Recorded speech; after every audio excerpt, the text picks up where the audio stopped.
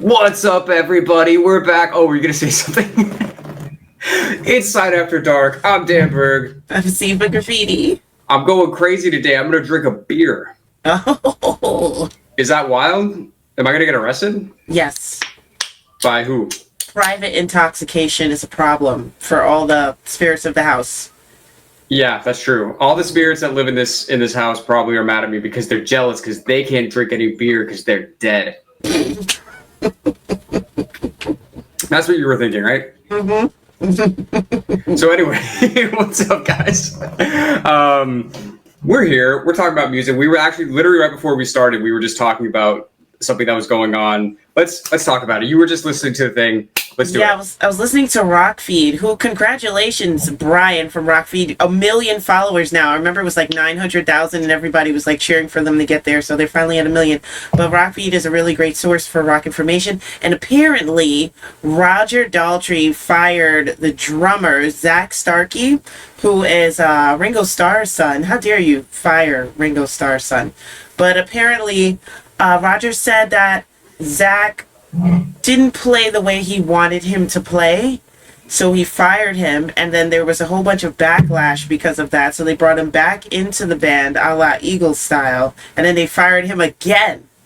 For the same reason? Yeah, because he's not playing how Roger wants him to play. But well, why doesn't Roger play the damn drums? you know, I mean, all I'm seeing in the comments is that Zach is right and Roger didn't come in on time, and that is the real problem. And people are saying that Roger they're all haters. They like the Beatles over the Who, and they're letting their biases and their perceptions get in the way of the truth. Exactly. The truth is that Zach Starkey doesn't even really exist. He's like Tyler Durden, you know?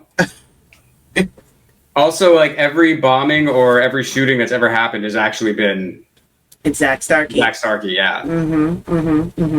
It's really an alias for just all criminals. Starkey is a very cool last name. Why do the British have these like cool last names? And that is the actual last name, right? Like, it was Ringo Starr, but his last name is Starkey. It's like their last names are nicknames already. They're preset. It's hey, like, Starkey, why don't you come over here with your fucking drumsticks? I guess. Exactly. Can you do it in a British accent? Every time I try to do a thing, it always comes out just like a random like Brooklyn or accent or Bronx. Well, I think depending on the area, I don't know if they would say this where Ringo's from, but I would say, "Oi, Starkey." Oi. That's how you know it's British. Why don't you come over here with your drums? So I don't know what accent I just did. There's a little bit of Cockney and a little bit of... I was going to say... I don't know.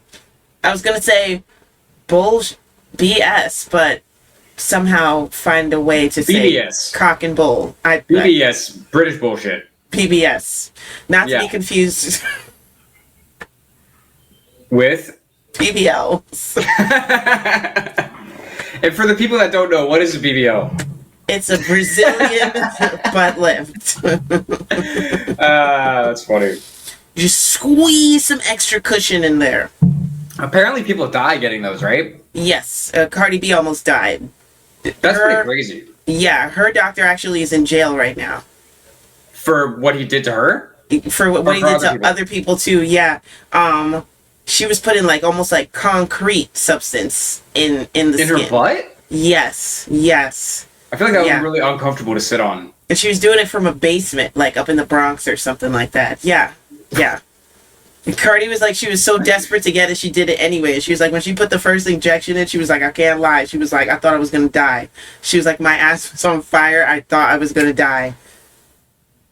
I mean, there's a lot to unpack here. First of all, let's go back to the beginning here. We're still on the music line. You have to be so upset with your own butt that you would possibly die.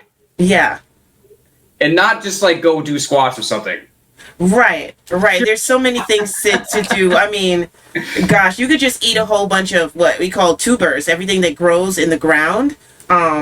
Green bananas, plantains, sweet potatoes, just eat those all the time. Combine them with a little bit of rice. They will get your legs and your butt like Huge. I Well, you actually, still have to exercise though. of course, you still have to exercise. Yeah. If But you things just like disclaimer, guys, if you just eat carbs, it's not going to make your legs and your butt look bigger. you're just gonna It's your get whole fat. yeah. Yeah, but those carbs are good sustainable carbs. It's not like just like flour where that's just going to turn into sugar in your body. It's like What about those like carbs have vitamins in them, so they're going to make you look good. You know what I mean? what about like chocolate chip cookies? I would Yay or say nay? no. No? No. Oh, okay. Definite no. What about just straight up beer? What if I just drank beer for all my meals like they did back in the day? Well, because you're a man, you're a little bit different, so you'll probably like grow here, like in the chest and in the arms. But I feel like a woman, that's just going to go to the lower belly section, and it's just going to look ugly. It's not going to go into like the hips, But if thighs, it and just butt. went a little lower. Why is it? Did they come up with that in Brazil? I know that they do a lot of plastic surgery in Brazil, and Brazilian girls are South American girls, so they're gonna eat. I don't know. They just have certain shapes. I'm telling you, it's the food. It is the food. It's the food. It's the certain types of food that you eat that make you shape a certain way. I can almost swear by this. I believe it, but I'm just thinking out loud. So you know how people go to Turkey to get like hair plugs? Mm-hmm. Is Brazil like the butt version? Yes, and in Brazil, like if you're a single guy and you're in Brazil, you need to double check. Okay, you need to look at if you're a single heterosexual guy in Brazil. Because they might not the ladies might not be ladies? Yeah, and the ladies. Okay, let me put it like this. I had a friend named Ken, right? And Ken, yeah. Ken Right. is a definite guy. He's a definite guy. He's like, yo, I went to Brazil. He was like, I don't know why it's already funny. you know, it's just the way the story is. You can tell that he's like thinking about the experience. And Man. he's like, I saw this girl, I guess, but it wasn't a girl. And he was like, whatever it was, he was like, yo, it was beautiful. So obviously this was a man this was a trans woman, right? So a man who opted to get surgery to look like a female. Yeah. And this guy had male parts down there, but his face and everything, even the shape of this person, was so feminine that Kenny could not believe it. Like he was like, tell your boy never to go to Thailand. I'll say that right now. Not that I've been, but I've heard stories. Yeah. That is true though. I remember I was watching some. We were watching in our house some trash reality show, and there was like, what was it like? It's like 90 Day Fiance, I think. That's the show. There was that was the show, and there was one of those people like we were both me and the old lady were like this man turned woman is gorgeous. like 100% like that this dude makes a good looking lady. You know what I mean? I don't think there's anything wrong with saying that. Yeah. So certain countries are known for certain plastic surgeries, or I don't know how they harness the hormones, though. I don't know. But Thailand and Brazil have lots of jungle natural resources that I think would be very beneficial to skin grafting, changing your face, you know what I'm saying? They have things that can help heal the skin probably faster, better, because, in those jungle environments. Better, stronger. The jungle environments, there are so many superfoods. Right. But what superfood is the best to make my butt look better? I'm telling you, green bananas. Green bananas. Green bananas. Not the yellow bananas, because they're bullshit. Mm-hmm. Green bananas. You boil them, you eat them, you make a little beef stew. You instead of eating like rice or bread, have some green bananas. And I guarantee you, those legs are gonna turn to like turkey legs. What does that mean? Turkey legs are mad curvy. I was like, wait, do I want that? Do the green bananas taste different? Than plantains? Than the yellow? Than plantains? Than the yellow ones? Yeah. Yeah, the greens are not sweet at all. No, they're not sweet. Oh, right.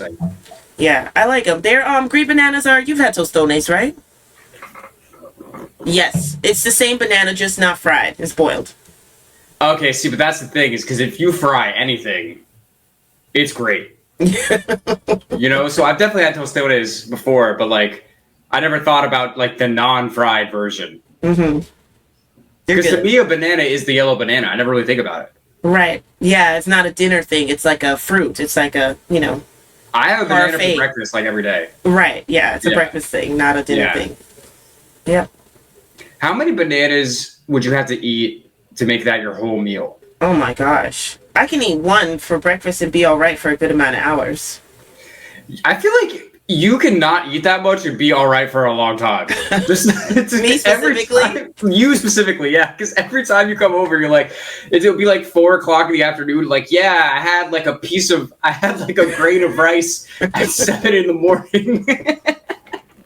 I'm like, Sifa, you don't need to eat anything. You're like, no, I'm good. When I get home, I'll eat. It's fine. It's fine. Pretty much. I had half a grain of rice 6 hours ago, and I feel great. It's got to be sustainable. It's got to have some type of fat or heaviness in it. It can't be too light. Like if I eat an apple for breakfast, I'm going to be starving. That just True. right? Yeah. I made that mistake. Yeah. Yeah. But if it has, I guess it has to have some type of acid in it to make me feel super, super hungry. So apples with the vitamin C, an orange, that will make me super hungry. But a banana in the morning, no. I can have that. I can have a big cup of coffee/tea with some milk and a pat of butter. As long as it's got some fat in it, I'm good for a good amount of hours. Until my stomach starts growling in the middle of reaction filming. That happens a lot for both of us. Well, I think it's funny because people, people wouldn't know this just by watching our stuff, but we often do a lot of stuff in a single day. So it's like, we'll start and we're killing it. And then after a few hours, we're still like doing things. And we're like, I feel like we have to eat at some point. Yep. And a lot of the times we'll just go until we decide that we have to eat. Yeah. Yeah. The hours go by so fast. It's like before you know it, it's like been 2.5, 3 hours. Yeah. And you know what's funny? Because I've always been like that. I've been like, if I'll get into like making a song or something, or I'll be working on a beat. And I think the term is time blindness. When you're like working on something and you don't realize how long it's been. Yeah. And I've always been like that my entire life. And I didn't realize until pretty recently that that's not how a lot of people are. I remember saying to my sister, I was like, yeah, like I was working on this song and I just got like so into this song, like I forgot to eat. You know how that happens, right? And she was like, no. I don't know how that, what are you talking about? And I'm like, okay, never mind. I didn't say anything. For sure. Yeah, all the time. I wish I would do it more, to be honest. Yeah, well the thing is with music, working either songwriting or like production, there's just so many ways that you can go. Like you can never try every possibility. So you could literally just keep going and keep going and keep going, and the next thing you know, the sun is rising. Which has happened to me before. And I'm like, fuck, I need to go to sleep. Also, when was the last time I ate anything? I did have half a grain of rice at 5 in the morning. So I think I'm good. I think I'm good for a while. Oh my gosh, the hours of the day get so annoying because it's like, especially if you're a musician, usually I like to work at night, like, I get lots of inspiration in the night, so it's like 10 o'clock. Once it's 10 o'clock, then you might as well call it 1 o'clock in the morning. It just happens so quickly. The time just flies if you're working on something. And then before you know it, it's like 3 o'clock in the morning, which I can't stand because it's like, okay, well now I'm going to go to bed at 3 o'clock and then I'm going to have to get 8 hours of sleep. And I hate waking up at noon or 11 o'clock. I'd like to get up earlier in the day if I have a day off so I can do something early, and then if I wanted to have a nap in the middle of the day, and then you have the rest of the day, but if you wake up at like noon, it's like the day's over already, but you want to work overnight on your music. I know we need more hours in the day. Damn it. God, who do I lodge my complaint with? Hey, you up in the stars. Up in the stars. Give me more hours in the day. Yeah, I do feel that, although I think we're a little bit opposite in some ways on that, because if it was up to me, if I didn't have to wake up in the morning for anything, like I didn't have any responsibilities, I would wake up at like 3 p.m. I don't give a fuck. Yeah, if my only job was musician, yes. Yeah. Absolutely. But since I have this other job, no, I'm just kidding. Since I have this other job that pays the bills, it's like I have to split myself between being a morning person and a night person. And I'm Yeah. just like, crap, like, you know? Yeah. You can't really ever do both though. No, you can't serve two masters. You can't serve the master of the day and the master of the night. Can you serve the day man and the night man? Day That man. sounds like it sounds like a song title. Day man, night man. Oh, you know that episode from It's Always Sunny that I'm talking about? Are you singing? This is a song. This is a song from it. Yeah. Not when it, okay, Day the man. Yeah. That was really a deep crazy. cut. That episode is so old. Yeah. Can we talk about, because this is a music podcast, Charlie Day in that show is so musically talented. It's actually fucking crazy. It is like crazy. a dude who plays like all the instruments, he can sing, he's writing all these songs, like he's actually performing them like during these takes. And like I've seen the bloopers and it's like, no, there's no overdubs. Like he's just doing that. It's pretty crazy. So crazy. It is crazy. I like his voice. His speaking voice helps his singing voice because he kind of sounds like a bird in a way. You know who's really like a bird? Ooh. D? Sweet D. She is. She's like a turkey or a chicken in a way. She reminds me of, yeah. Do you guys, I'm curious if our viewers / listeners also watch no, I guess it would be watch that show. It's Always Sunny in Philadelphia. Because I've been watching that show since I was like in middle school. I can't believe it's still on. It's the longest running, I think, live action sitcom ever. Insane. I think the only sitcom that's more long lasting, period, is The Simpsons. Yeah, gotta be. Which is pretty crazy. Wait, are The Simpsons still on? I don't know if they're still on, but I cannot believe that show started in like 88 and ran for a while. I don't remember when I got sick of it, but I remember I did outgrow it at some point. I was like, I don't really care what's funny anymore on that show. Because they lost the good writers. Oh. Because when they started that show, you know who was like the head writer or like one of the main writers? Matt Groening? He was there. Well, he was the creator. Okay.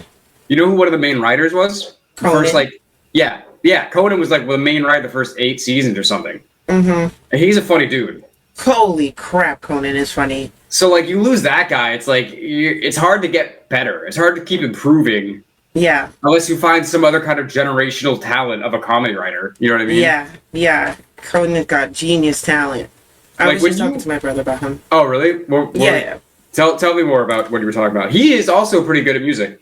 Yeah. Plays the guitar really nice as well. And I like the way he sings too, even though he's making fun of it. He'll do a weird Irish accent. He should be a Thin Lizzy. Oh, exactly. He could be the Thin Lizzy. He is very thin. He is very thin. Yeah, exactly. He is very thin. He's easily drawable too, with his quaff. You know what he would make? A great Simpsons character. You don't say. He's definitely got to have guest starred before, right? Yeah, I mean, I don't know if they actually did a Conan guest star with the actually Conan O'Brien, but there's so many jokes he had on Late Night with Conan that you can tell were Simpsons jokes. You know, Simpsons episodes. I think of right now, I think of him and a lot of stuff he did on Late Night, which is pretty funny. What was Rest in peace to good late night television. Oh man, right? I don't even watch it now. Yeah, I heard people still watch Fallon. I think my sister might, but people say that that's not funny. To be totally honest, like rest in peace to cable. Like I remember, I haven't had cable. I think since I lived with my parents. Like I remember in college, it's being like, guys, I'm gonna do something crazy. I'm just not gonna get cable. And I remember at the time, all my friends were like, "What? You don't have cable?" And I'm like, "What the fuck? I don't give a shit." Like, I'm over here playing guitar, and then everything that I want to watch, I could get illegally online. You could stream exactly. Yeah, exactly. That's what I told my uncle. I was like, "Just don't run for president. You should be fine." Just don't run for president, and you can do whatever you want. What were you saying about? Excuse me. What were you guys talking about? Conan, you and your brother. Oh, because Kiefer Sutherland was on a show called 24. I may have said this before. Okay, so Jack Bauer, he's solving a crime. He has to solve it within 24 hours, and it's 24 episodes in a season of this show each episode is It's an 1 hour long. Right, Yes. it's in real time. Exactly. Yeah. But Conan had a show called 60 where everything had to be solved in a minute. And it was 60 1-second episodes. That would come on. Wow, I never even knew about that. So he would set us up for the clip, Yeah. and somebody would just go, bleh, and he would cut off, and that would be the episode. Like, you would see a whole scene. People are dressed, ready to act, and you hear the music is kind of like Unsolved Mysteries or something, some type of cop type music. Yeah, it's like, and then all of a sudden somebody just looks or says one syllable, episode is over. Man, that's a funny guy. Mm-hmm. Some people, it's funny because, like, there's definitely people that are, like, good at, like, stand-up, like, comedy. But then when you see them just, like, regular, they're not really that, like, funny by themselves. Yeah. You know what I mean? Like, they can think and they can articulate funny thoughts and ideas really well and put them into a stage practice. Yeah. But then there's other people that are just fucking funny. Yeah. Just that walk around just funny all day. Yeah, I agree too. And I feel like now that like podcasts are a thing, we can like see the difference. Because there's also people I know that I listen to their podcasts and I think they're hilarious on their podcasts. But then when I see them do stand-up, I don't think they're that good. Interesting. Because they've thought it out. It's not just like a in the moment, like, oh, like how quick are you? Like how witty are you? It's like, oh, I think this is funny. Let me figure out how I want to say this on stage. It's a completely different like art form, you know? Yeah, I get it. Yeah, they should take a longer time to set up their stand-up. I can see that happening. They should take like if they set up their stand-up in a month or a week, they should take longer. They should take 6 months so it can be more natural when they actually get on stage. I feel like that might be the problem. No, I don't know, because sometimes I listen to like some of these people take years and years to even get one special's worth of material. Mm-hmm. But it's just the difference between like, I'm trying to think of like a musical analogy. Like it's one thing going to see an improv jazz band, and it's a different thing going to see a band do a bunch of covers of jazz standards. Okay. You know what I'm saying? Yeah. Like one is them in the moment. I'm like, oh, this is who you are as a musician. Because you're living in the moment and you're experiencing the moment at the same time we are. Mm-hmm. And that's more similar to what the podcast thing is. Versus stand-up is like, I'm going to do a song that I wrote. Yeah. You know what I'm saying? Yeah, so that, I think, is what the big difference is. I totally get it. So who are your favorite, and guys, tell us in the comments, who are your favorite funny people? Comedians, stand-up, late night, whatever it is. What about you? Give me one. We'll switch off. A good funny one. Well, I mean, Conan, of course, is hilarious, but I mean, I'm thinking of Dave Chappelle. He's hilarious. I mean, obviously, Chappelle and Bill Burr are the top stand-ups in the world. Yeah. For a long time, I feel. Yeah. And they came up together. Yeah. Do you feel like they would be funny outside of the camera? Like if you were popping out on the street and you saw them, you feel like Chappelle would be just as funny? He would say something silly. He would make you laugh? If he was in the mood to. Yeah. Yeah, if it's just a regular chill day. Yeah, not like a day where he's eating with his family or something like that. Let's just say he's at his chillest. What you think would be his chillest? You think he would make you laugh if you were like, hey, Dave? So. Me too. I think so. I think he'd be a funny guy. You think Bill Burr would be too?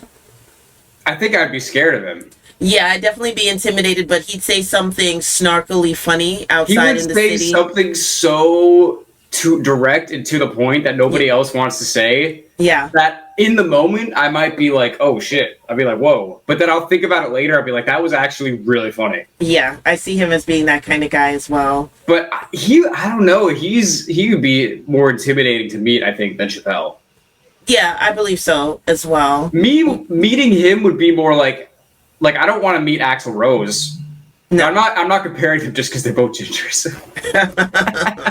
But it's like, I might get him on a good day, or he might just destroy everything about me.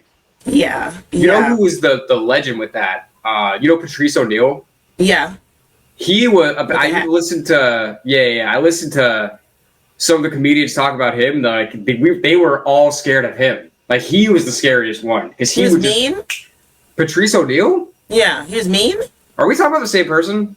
No, what you're saying about him outside of the camera. Because he was what? He was mean on camera. Oh, but he was mean off camera? I thought he was kind of funny on camera. No, but not mean. It's just like, I will, if you do something stupid, I will tear you the fuck up. Okay. You know what I mean? Like, that's like the level of nervous, like, hi, like, hey, Patrice, so nice to meet you. He's like, shut the fuck up. I don't know you. You know what I mean? Like that, like, there's a different thing, you know? Yeah. Who can you see as a comedian that would never be angry? I feel like Eddie Murphy would never be angry outside. Like, I feel like he's always chill and laid back, and even if he gets upset, it's going to be a chill, laid back response, and it's going to be something funny, even if he's upset. In public. Yes. Yeah, but I feel like he would go home and he would curse someone out. Oh, yeah. Well, maybe. Yeah. Yeah, I mean, yeah. Like, it would fester. It'd be like, these fucking bitches. But I think in front of people, it would be like, it's okay, man. Yeah. You know? Yeah. Who do you think that everyone found funny? Who do you think that everyone finds funny that you do not find funny? And this can be anybody from any generation. Mine is John Belushi. I don't find him funny at all. He could be funny maybe in Blues Brothers, but on SNL... It's funny you say that, because we're going to react to a Blues Brothers song soon. We are, yeah. And I laughed because I was like, even as a kid, there are two people that I did not find funny at all as a kid, found funnier growing up. John Belushi, always not funny to me on SNL. Funny in the Blues Brothers, kind of funny in, what's the college movie he was in? Meatballs? Kind of funny. Animal House. Yeah. All right. Another one to me that is not funny.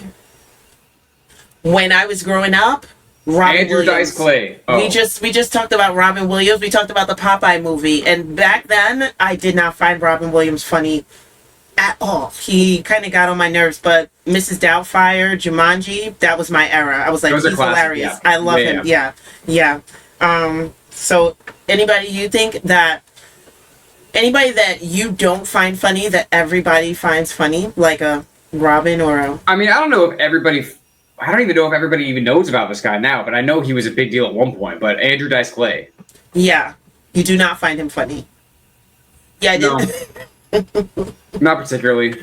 Me either. His whole shtick, I'm like, I don't care. Like, I get at the time, it was probably like, oh my god, it's the craziest, most vulgar thing you've ever seen. But I listen to it now, I'm just like, the jokes aren't really there. Right. And I kind of felt that back in the day growing up about the Dice Man. You know, that's a cool nickname, though. I'll give him that. I did think it was funny when he like smoke a cigarette like this, though. It was just so ridiculous. Like, no one would ever do that. Somebody who I didn't find funny growing up that I kind of giggle and laugh at, maybe it's nostalgia, Rodney Dangerfield. My little brothers found him so funny, but I didn't find him. But you like him now. I like him now. He is one of the old time. Talk about jokes. This man has jokes. Yes. Like, you know, we've talked about this before, like how the song is the currency of music. Mm-hmm. And jokes are obviously the currency of comedy. Yeah. Right? So it's like, if you don't have the jokes, you might have a funny stage presence or something, but whatever you're doing is not really going to last. It's not going to stand the test of time if you don't really have the currency, which is the joke. Yeah. Rodney had jokes. Yes, he did. And it was like rapid fire, because every joke was a one-liner. Yeah. Like, you know how hard it is to make a whole special of one-liners? Yeah. That's crazy. That is crazy. Imagine him sitting. I just had an image of him being serious, sitting down at a table, writing these things out. And I'm just like, wow, I've never thought of him in that light. Yeah. I've only thought of him as the stage presence, not as a... But you know he must have. Of course. At some point, but like, no, I'm actually going to figure out this and what I want to do. Yeah. Jerry Lewis. My brother loves Jerry Lewis. I did not find him that funny. My brother thought he was really funny. Speaking of Jerry's. Jerry Seinfeld. You don't think he's that funny, right? Not really. I think, obviously, Larry David is the genius one. Yeah. I mean, I think that anyone that's seen both Seinfeld and Curb, it's pretty clear where the actual funniness comes from. Mm-hmm. I don't know. I think Sifa probably has some good jokes, but I don't know. He doesn't really do it for me that much. Yeah. The only part, of course, I found the show really funny. Seinfeld always makes me laugh when he's flustered or bewildered and his voice goes into that pitch when he just can't take things. That's the best part. Yeah. Yeah. No, okay. And the show is one thing, but also that show is like, it's not just him. Like, it's funny when people talk about the show, like, because I love that show more than most shows. But it's like, it's such a combination. It's not just him. It's all the writers. It's all the other actors that are he's clearly the worst actor on the show. Yeah, it's even the lighting. Sometimes the way they light them with them just standing there is funny. You know? Like Kramer with the catcher's mitt when he was in the sun too long. When Jerry started itching with the 5 o'clock shadow. Like, you know what I mean? It's just the lighting alone. The Desperado guy. Just that alone, sometimes you just laugh at the shadows. Yeah, that's true. There's so much going on in that show that makes it as funny as it is that doesn't have anything to do with Jerry. Yeah. That's why I think it's fun. It's kind of jarring in a way when I see just him. I'm like, this isn't really... Like, I get, like, kind of, like, your sensibility is kind of what the show is based around. Yeah. But, like, all the funniest stuff, I feel like, wasn't even really for him. Yeah. You know what I mean? Yeah. A comedian who I absolutely adore and love since, I don't know, before I've been born, that I heard was kind of mean off of stage was Lucille Ball. I mean... I can see that. Yeah, I can see that too, but it's funny in a way. She reminds me of my grandmother. Now I know why. They have birthdays like 3 days apart from each other. And like they were born... Same year? Same year, yes, and also same year. So they're very similar. Even the way they did their makeup, their hair, very similar. And now I know, because my grandmother was kind of mean. So I believe when people say that about Lucy.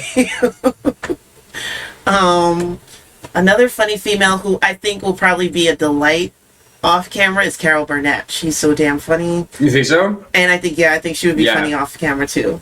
Yeah. Yeah, I'm not going to disagree with that. How deep are we going to go? I mean, does SNL like acting count? Because I think Gilda Radner would be really fun to hang out with. Yeah. I think so too. I would think she would be the same on camera as off camera. I don't think there's any lies in her for some reason. Yeah. Which is a stark contrast to Chevy Chase. Yeah, he's somebody, okay, on SNL, not funny at all to me. Chevy Chase, not funny. Wally World, National Lampoons, that's funny. But I didn't find him funny on Saturday Night Live. Yeah. I don't even know if I've actually seen that many SNL skits, because I remember he only did the first season and he quit, right? Yeah, that first season in a way, and in a way, I mean, except for Coneheads, to me, Dan Aykroyd... was the man. Did funny things, yeah. When he was like the newscaster and stuff like that. But Dan Aykroyd's funniness comes from outside of SNL. For me, like, you know, he does like funny other projects that he's done. Yeah, he like does funny and shit. Yeah, he's funny being serious, being funny. Because you're like, this guy is crazy. Yeah, just because of his face. Yes, it's something about the way he makes it, and then the way he speaks, and the way he holds his head. A lot of things he does is pretty hilarious. While being serious. He's not trying to be funny. Did Bill Murray ever do stand-up? I don't know. Well, he's funny like on camera. All of them must have. At some point, like, right? how do you get into comedy if you're not doing stand-up? Yeah, they probably all started out at one of those small clubs, right? Down in the city. Because I know there's like, you ever heard of like Second City in Chicago? It's like an improv troupe. I know that's where a bunch of Chicago people started, like Amy Poehler and like Steve Carell and shit. Okay. So I don't know if they were really doing stand-up, though. You know? I don't know. I don't know for sure. Amy Poehler's funny on and off camera, I bet. I can't see her being bitchy. I can't see it. I bet Tina Fey's funny. Yes, her too. I can't see her being bitchy either. Yeah. Okay, I want to say one more because it'll wrap it up. It'll bring music and comedy together, and then we should do some other stuff. Yeah. But a lot of people don't even know this, but I think this guy is the most talented entertainer that I've ever seen. Donald Glover. Really? Have you ever seen his stand-up special? No, I've watched Atlanta, and I like that show. I like his writing, I guess. He was so he first got known. So he was rapping the whole time as Childish Gambino. He was always doing that. Mm-hmm. And then he got signed to write for 30 Rock with Tina Fey. Okay. And then he put out one stand-up special when he was mad young. He was like 22 or 23. And it was fucking hilarious. And it's like, this dude writes, acts, sings, does comedy. Like, who else could do that besides like Jamie Foxx? True. I don't know. There's got to be somebody in there, but I can't. I don't know. I don't know any, but the two of them have to be the most talented overall, I think. Yeah. In the fame Hollywood ecosystem, you know? Yeah. Yeah, I would agree too. Jamie Foxx is crazy. Yeah, How crazy can you do talented. so many things so well? Like, it doesn't even make sense. I know, You right? think he sold his soul to the devil or what? No. I just think He has too much light in his eyes. Too much light in his eyes, and I don't know. He's just from one of those states where you just do a lot. I don't know. He's from Texas, right? Yeah, you just do a lot. Yeah. I think, where's Donald Glover from? I think South Carolina? Mm-hmm. Basically, all the funniest people from the South, okay? I mean, people from the South, they just do a lot, and it's just like no big deal. They're like, yeah, I'm gonna shuck this, I'm gonna do this, I'm gonna build this, I'm gonna concrete this, and then I'm gonna play guitar. I do have to go to church, and then... And I gotta play guitar at the church. Yeah. Yeah. All right, so this has been another episode of Musicians Talk Comedy with Side After Dark. But yeah, so this is... oh, wait, actually, when this comes out, I'm gonna be in the middle of the fucking desert in Nevada playing guitar for a bunch of hippies. Like I said, so guys, I'm going to the Burning Man festival, and I'm gonna get a guitar, a white guitar, so I can jam with people and have them draw on it and shit. And hopefully, I mean, I still need to add this guitar rack to the wall behind me. Hopefully, within a week or two, you'll be able to see it behind me.